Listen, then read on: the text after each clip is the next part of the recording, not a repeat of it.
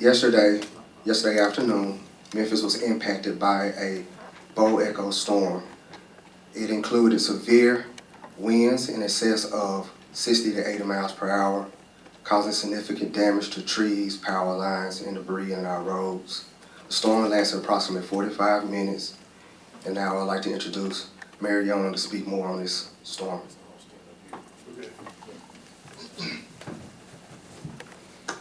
All right, thanks everybody for being here. I want to thank all of our crews and first responders who have been working since these storms moved through our city.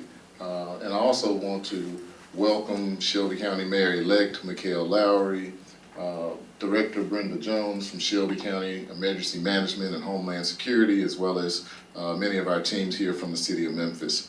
We know that there are still people without power, that streets that need to be cleared, and neighborhoods that are dealing with this storm damage, and our teams are out across all of Memphis and they are going to stay at it.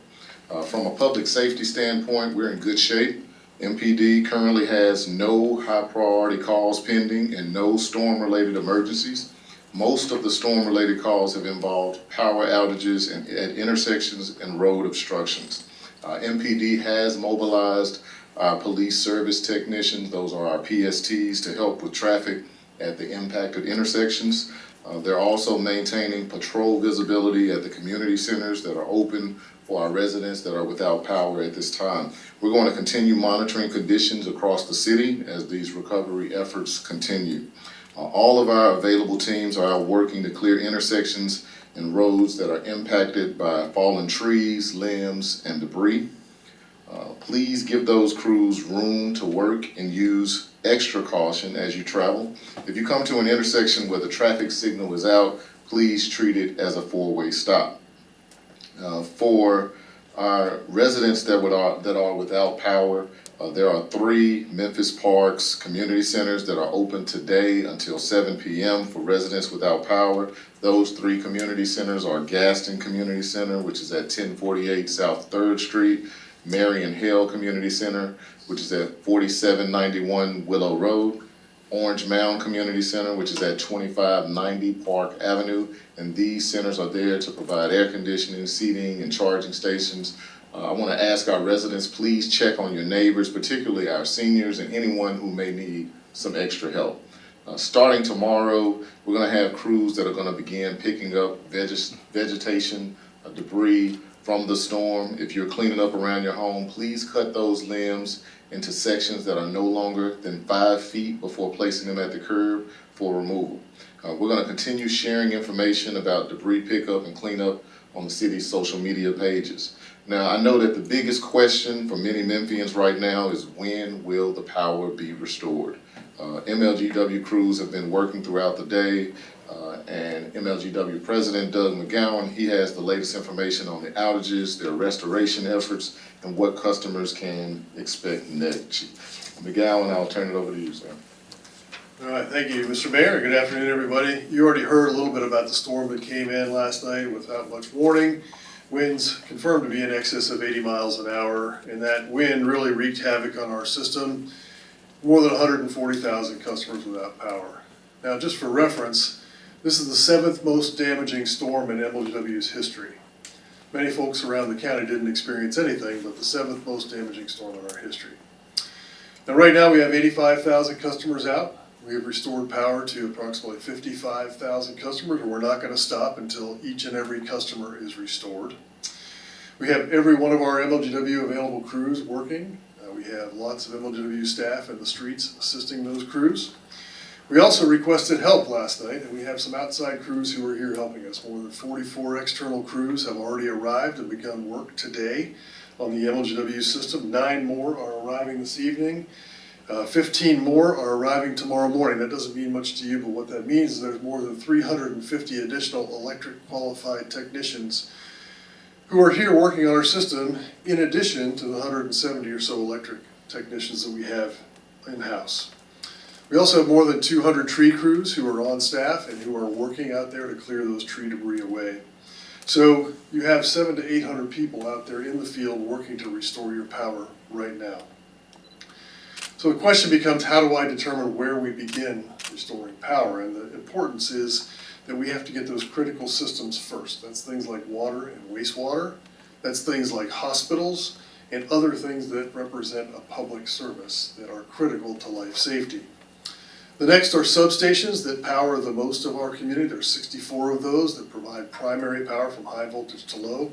That work is underway. The work is underway at the water pumping stations and the hospitals, and I'm pleased to report that all of them are operating. There are a few water stations that have a couple of backup generators, but we have a good water supply. We'll then work on those large distribution circuits. Those are the circuits that serve the majority of our customers. We have about 400 of those, and we prioritize those circuit outages based on who has the largest number of outages. We put crews where we try to get the most customers back on as quickly as we possibly can. Now, that includes major employers, that includes major facilities that people would expect to be served by. That work is already underway. Now, the next priority are lower, what we call taps. Those are the lower parts of the transmission system that go down individual streets that serve between 20 and 100 customers. That work will begin in the next 24 hours. And then it's down to individual customers who may have an outage at their home or the transformer on their pole. That work will begin in about the next 48 hours. So we have a lot of work ahead of us. But how long does it take? Given the extent of the damage that we have and the number of poles that we have down and the amount of trees that we have, it's difficult to judge exactly when you'll be back on. But to give you a sense, a typical restoration job, once it is assigned, takes 4 to 6 hours to restore.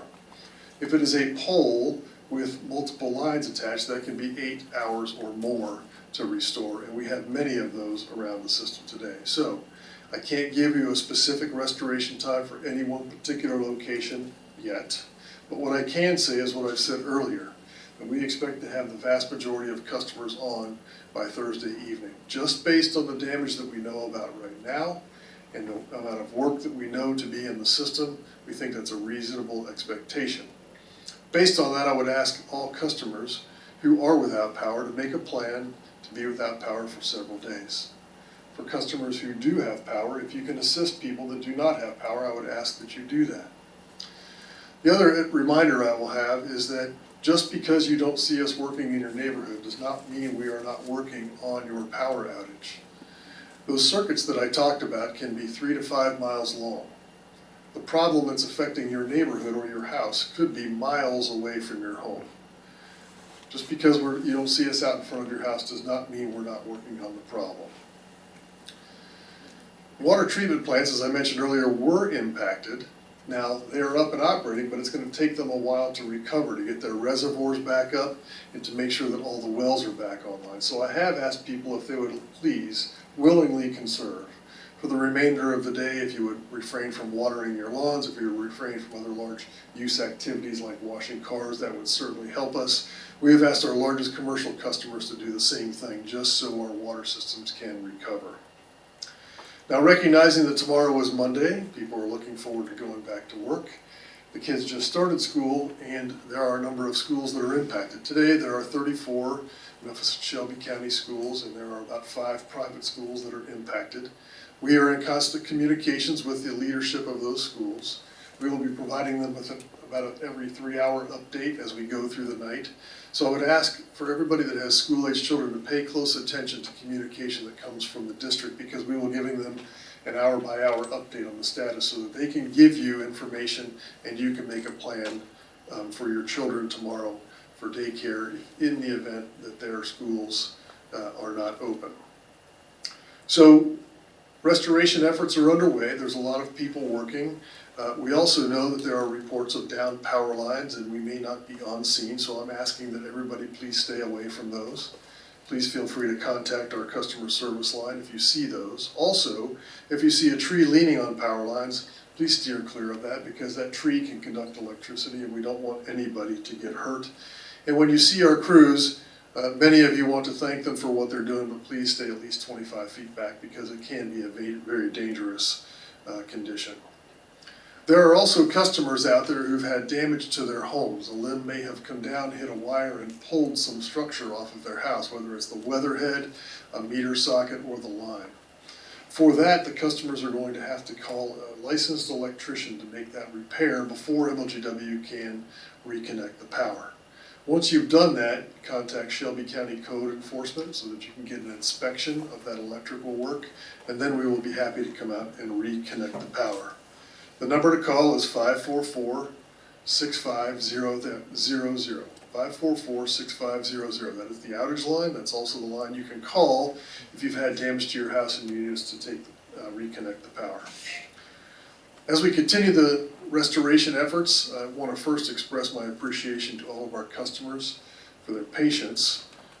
They also have been reaching out in support of our line persons who are working very hard, and I thank them for that because they are working tirelessly to get your power back on.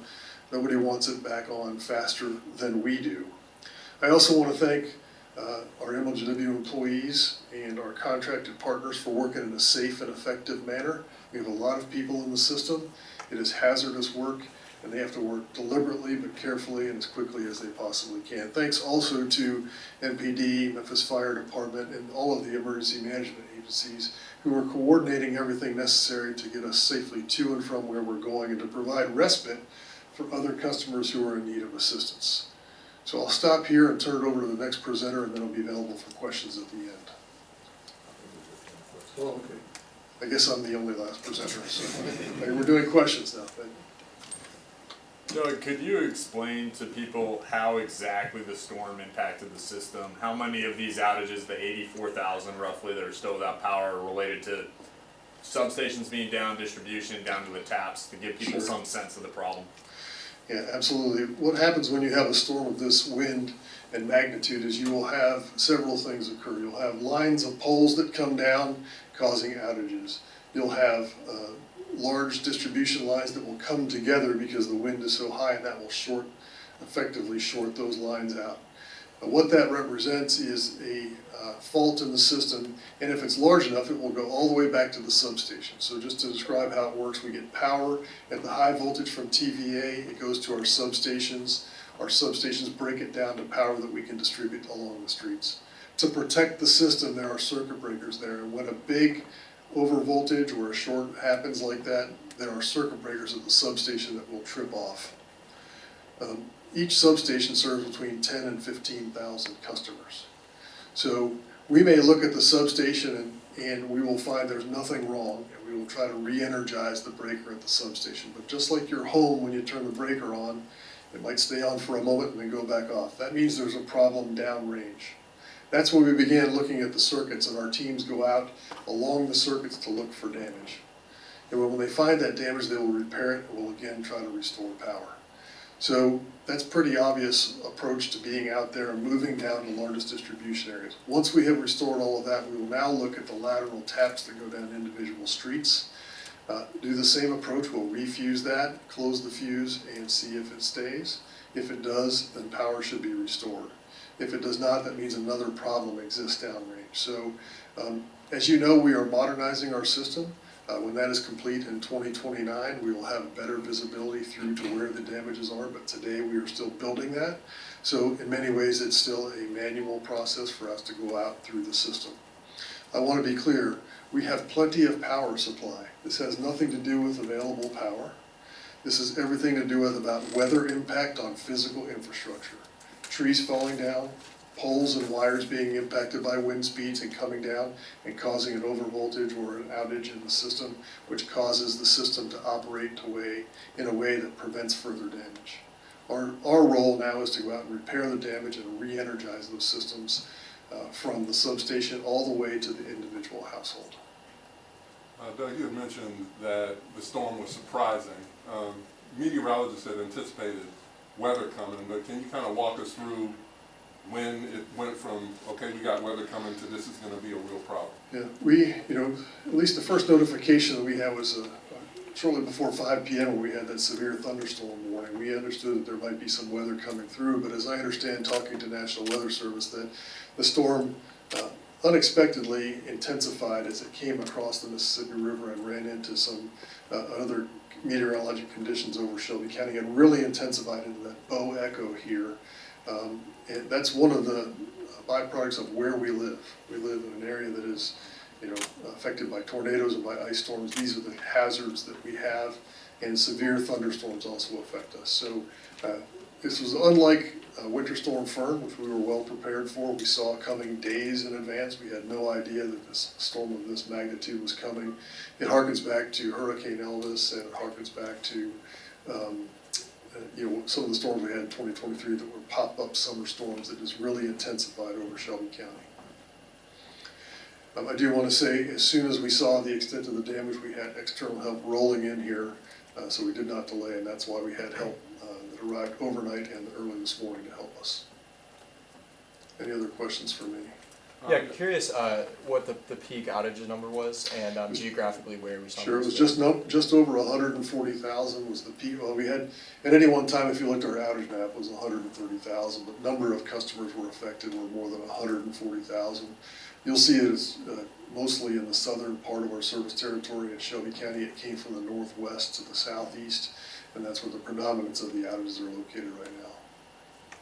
Doug, after some of the previous storms that we've had over the past several years, you made a point of MLGW being proactive about how do we take down some of these tree lines that might, jeopardize things. Yep. Can you kind of talk about how those preparations helped, or maybe didn't help as much as you thought, especially when it comes up out of the blue like that? Yeah, it's hard to prove a negative, but I will tell you that we would have been more severely impacted if we had not done that. And I think it reflects in our day-to-day blue sky reliability and our storm reliability and our restoration times, which are at 8-year lows at this point from the work that we've done.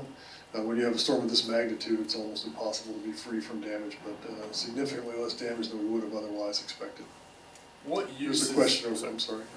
Hi, Mandy with Fox 13. I think you said this was the 7th most damaging storm in Yes. history. How is that determined? We do that by the number of customers that were impacted outages, and so first we look at the number of customers who were impacted, and then we look at kind of the extent of the number of circuits that had some kind of an impact in our system. There are, hundreds of National Guard on the ground here in Memphis, obviously for another purpose, but what use can they be over the next couple of days, given, the needs that the community has? Sure, I'll turn that back over to leadership of the city here, since we're hard at work and our job is to be focused on the system here, and other people are here to help support the rest of our customers.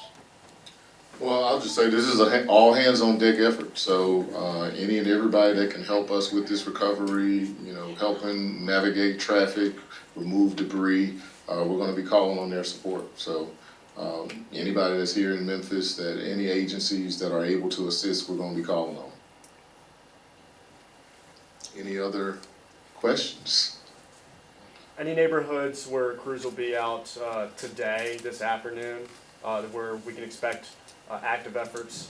Sure. Well, they're all out right now, and so there'll be more out even through this evening and more even tomorrow as they arrive. Like I say, there's lots of them out there. What we'll try to do, and I have my comms team here, is we'll try to give some snapshots of kind of where the folks are if you'd like to drive by. We'll also be doing, we're getting a lot of images back. We appreciate customers and media outlets sending us pictures and images. It helps us. We'll send some of those images back of where the crews are, so you all can cruise by and take a look and get some images as well.